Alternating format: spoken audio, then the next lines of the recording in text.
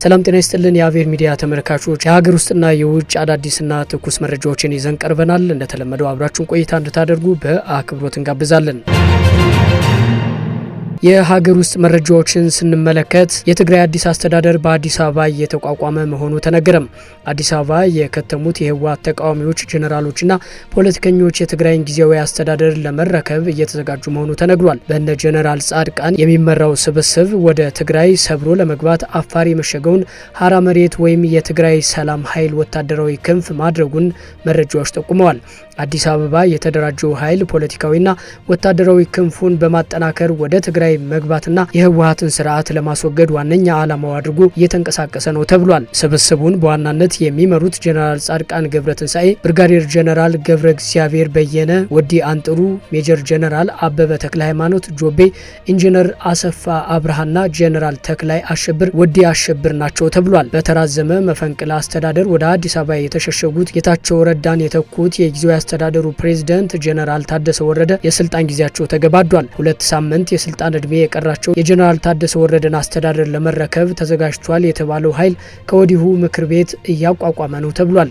የጄኔራል ታደሰ ወረደ የስልጣን ጊዜ የ2 ሳምንታት እድሜ የቀረው መሆኑን ተከትሎ ትግራይን ለመረከብ እየተቋቋመ ነው በተባለው ምክር ቤት ፓርቲዎችን ያቀፈ ነው። በጄኔራል ጻድቃን የሚመራው የትግራይ የለውጥ ፈላጊዎች እንቅስቃሴ አባል የሆኑት የጌታቸው ረዳ ስምረት፣ ባይቶና፣ አረና ትግራይ፣ ትንሳኤ ሰባ እንደርታና ቃንጭ ሀቂ የተባሉ 5 የፖለቲካ ፓርቲዎች እንዳሉበት ተጠቁሟል። እንዲሁም በአፋር የሚንቀሳቀሰው ሀራ መሬት ወይም የትግራይ ሰላም ኃይል በመባል የሚጠራው ታጣቂ ቡድን ወታደራዊ ክንፍ እንዲሆን ከስምምነት መድረሱ ተመላክቷል። ሀራ መሬት ህወሓትን በመቃወም የተሰባሰበ ታጣቂ ቡድን ሲሆን በአዲስ አበባ ከሚንቀሳቀሱ የትግራይ ፖለቲካ ኃይሎች ጋር ጎን ለጎን ይንቀሳቀሳል ተብሏል። አዲስ አበባ የተደራጀ ስብስብ የትግራይ ጊዜያዊ አስተዳደርን ለመቆጣጠር ጥረት መጀመሩ የተገለጸ ሲሆን ለዚህም መንግስታዊ ቅርጽ ያለው ምክር ቤት እያቋቋመ ነው ተብሏል። ምክር ቤቱ የጄኔራል ታደሰ የስልጣን ጊዜ ከማብቃቱ በፊት በቅርቡ በአዲስ አበባ ይፋ እንደሚደረግ መረጃዎቹ አመላክተዋል። የፊንቴክ ኢንቨስትመንት ስራ አስኪያጅ በከባድ የማታለል ወንጀል ተከሰሰም። በአዲስ አበባ የፊንቴክ ኢንቨስትመንት ስራ አስኪያጅ የሆኑት ዳንኤል ዮሐንስ ከ600 ሚሊዮን ብር በላይ በማጭበርበር ወንጀል ክስ ተመሰረተባቸው። አቃቤ ሕግ እንደገለጸው ተከሳሹ ሄሎ ታክሲና ፊንቴክ ኢንቨስትመንት የተባሉ ድርጅቶችን በመጠቀም የኤሌክትሪክ ተሽከርካሪዎችን በዱቤ እናስረክባለን የሚል አሳሳች ማስታወቂያ በታዋቂ ግለሰቦችና ማህበራዊ ሚዲያዎች አስነግረዋል። ተከሳሹ ከ5000 በላይ ተመዝጋቢዎችን ለቅድመ ክፍያና ለምዝገባ በሚል ከፍተኛ ገንዘብ እንዲከፍሉ ካደረጉ በኋላ መኪኖቹን ሳያስረክቡ ድርጅቱን ዘግተው መሰወራቸው በክሱ ተመላክቷል። ድርጊቱ የ1996 ዓ.ም የወንጀል ህግንና የኮምፒውተር ወንጀል አዋጅን የጣሰ መሆኑ ተገልጿል። በተጨማሪም ተከሳሹ ቀደም ሲል በኢንተርፖል ከተያዘ ግብረ አበር ጋር በመሆን የውሸት ርክክብ ቪዲዮዎችን በማሳየትና መኪናዎች በመጓጓዝ ላይ ናቸው የሚል ሐሰተኛ መረጃ በማሰራጨት 19 ተደራራቢ ወንጀሎችን መፈጸማቸው ተጠቅሷል። ጉዳዩን የፌዴራል ከፍተኛ ፍርድ ቤት ልደታ ምድብ 2ኛ ልዩ ወንጀል ችሎት እየተመለከተው ይገኛል ተብሏል።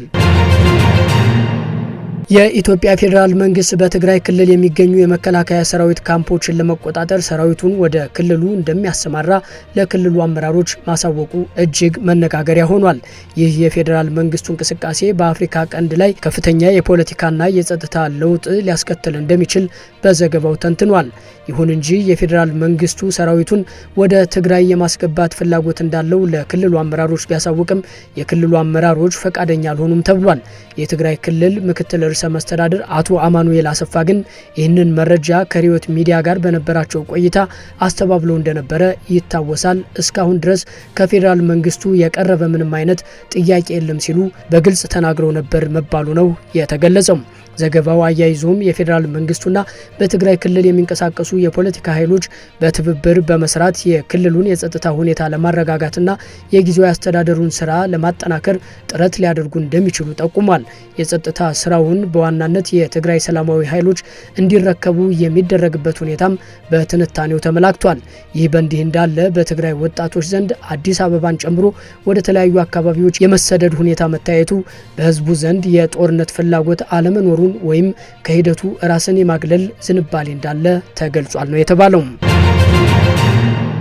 ወደ ውጭ መረጃዎች ስንሻገር ደግሞ አብዮታዊ ዘብ የተሰኘው የኢራን የጦር ክፍል በ3 የባህረ ሰላጤው ሀገሮች የአሜሪካ የጦር ድርጅቶች መገኛዎች ላይ ያነጣጠሩ ጥቃቶችን አድርሻለሁ አለም። የኢራኑ የጦር ክፍል ጥቃቶቹን ሰንዝር ያለው በኩዌት፣ በሳውዲ አረቢያና በባህሬን በሚገኙ የአሜሪካ የጦር ተቋማትና ድርጅቶች ላይ ነው ተብሏል። በኩዌት አሪፊጃን፣ በሳውዲ አረቢያ አልካርጅና በባህሬን ሼክ ኢሳ የሚገኙ የአሜሪካ የጦር ሰፈሮችን መትቻለሁ ማለቱ ተሰምቷል። አብዮታዊ ዘቡ በባህረ ሰላጤው የአሜሪካ የጦር ሰፈሮች ላይ ጥቃት ያደረስኩት በደቡባዊ ምዕራብ ክፍላችን ለተፈጸመብን ድብደባ አጸፋ ነው ብሏል። በአጸፋችን ከተመቱት ውስጥ የአሜሪካ የስንቅና ትጥቅ ማዕከሎች፣ የነዳጅ ማጠራቀሚያዎችና የሰው አልባ በራሪ አካላት መጠለያዎች ይገኙበታል ማለቱ ተጠቅሷል። ድብደባው የተሳካ እንደነበረ የጦሩ ሹሞች ተናግረዋል ተብሏል። በሌላ ዜና ኢራን በድሮኖችና ክሩዝ ሚሳይሎች በኩዌት ሙባረክ አልካቪር ወደብ ላይ ጥቃት ፈጸመች። የኩዌት ባለስልጣናት በሀገሪቱ መሰረተ ልማት ላይ ሌላ ጥቃት እያደረሱ ይገኛሉ። ይህ ጥቃት በቡቢያን ደሴት ላይ በሚገኙ ሙባረክ አልካቪር ወደብ ላይ ያነጣጠረ ነው ተብሏል። በሌላ በኩል የሳውዲ አረቢያ መከላከያ ሚኒስቴር 6 የባሊስቲክ ሚሳይሎች ወደ ሪያድ አካባቢ መተኮሳቸውን አስታውቋል። የአየር መከላከያዎች ከተተኮሱት ሚሳይሎች 2ቱን ሲመቱ 4ቱ ደግሞ ሰው አልባ በሆኑ አካባቢዎች ወይም በባህረ ሰላጤው ባህር ላይ መውደቃቸውን ሚኒስተሩ አክሎ ገልጿል። 1900 መርከቦች መሄጃ አጥተው መቆማቸው ተነገረም። መነጋገሪያ የሆኑትና ወደፊትም ሆነ ወደ ኋላ መሄጃ ያጡት መርከቦች ጉዳይ የዓለምን ትኩረት ስቧል። ከየካቲት 21 ቀን 2018 ዓ.ም ጀምሮ አሜሪካና እስራኤል በኢራን ላይ የሰነዘሩትን መጠነ ሰፊ ጥቃት ተከትሎ በዓለም የንግድ መስመር ላይ ከፍተኛ ቀውስ ተፈጥሯል። በዚህም ምክንያት 1900 የሚጠጉ የንግድ መርከቦች በሆርሙዝ ሰርጥና በፋርስ ባህረ ሰላጤ አካባቢ መንቀሳቀስ አቅቷቸው ቆመዋል ተብሏል። ቴሄራን ከጥቃት አድራሾቹ አገራት ጋር ንክኪ ያላቸው መርከቦች ወሳኝ በሆነው የሆርሙዝ ሰርጥ እንዳያልፉ በመዝጋቷ የባህር ላይ እንቅስቃሴው ሙሉ በሙሉ በሚባል ደረጃ ሊቆም ችሏል።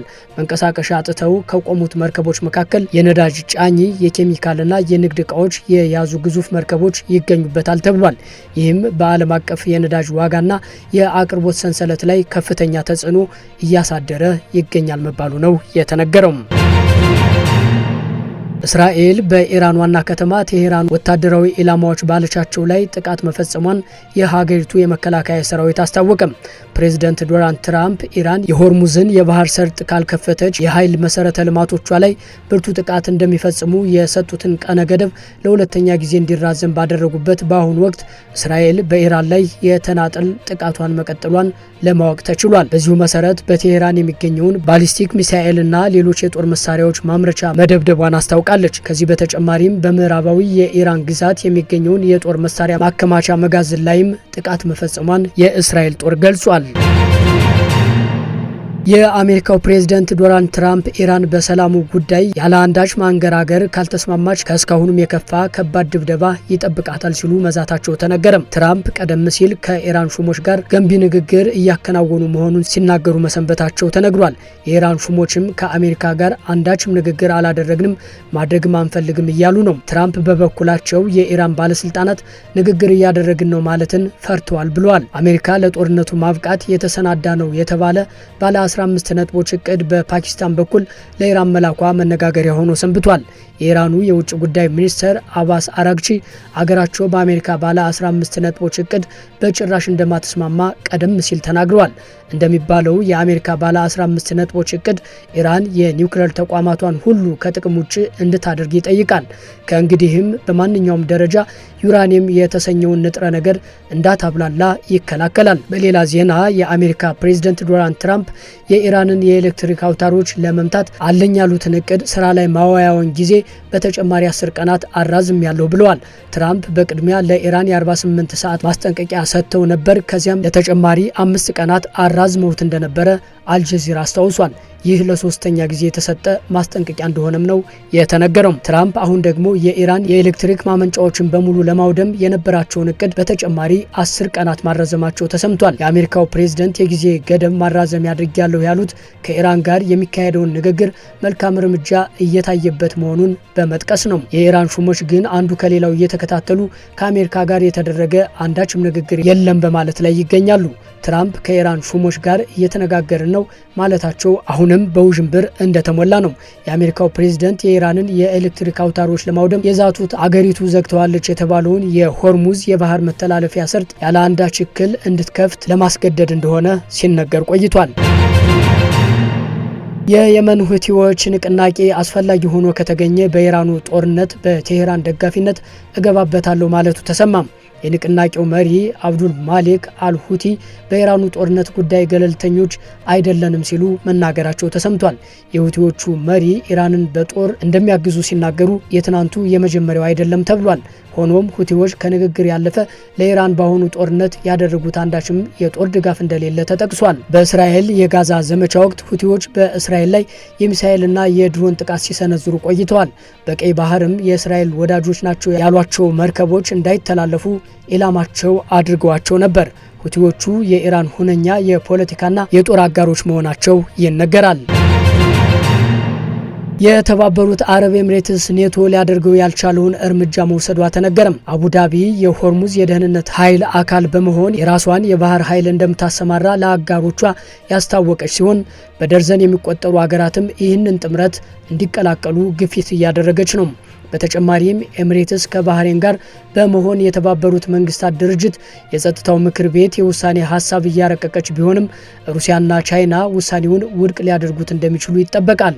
የኤምሬትስ ሚኒስተር ሱልጣን አልጃበር በሰጡት አስተያየት ኢራን ሆርሙዝን ታጋች አድርጋ ይዘዋለች፣ እያንዳንዱ አገር ደግሞ በነዳጅ ማደያ በግሮሰሪና በፋርማሲ ውስጥ ቤዛ እየከፈለ ይገኛል ብለዋል። ፕሬዚደንት ትራምፕ ኔቶን ለሳምንታት ቢለምኑም ጀርመንና ጃፓን አይሆንም ሲሉ፣ ፈረንሳይ ደግሞ ውሳኔዋን አዘግይተዋለች። ብሪታንያ ደግሞ ድሮኖችን ብቻ አቅርባለች። ከየካቲት 21 ቀን ጀምሮ ከ2000 በላይ የኢራን ጥቃቶችን እያስተናገደች ያለችው ይህች የባህረ ሰላጤው ሀገር አሁን በተግባር ግንባር ቀደም ሆና ወጥታለች መባሉ ነው የተነገረው። ተመልካቾች የዛሬው የአቬር ሚዲያ መረጃ የሰማችኋቸውን ይመስሉ ነበረ። በሌሎች መረጃዎች ተመልሰን እንመጣለን። አብራችሁን ስለቆያችሁ እናመሰግናለን። በያላችሁበት ጥሩ ጊዜ ተመኘን። ሰላም።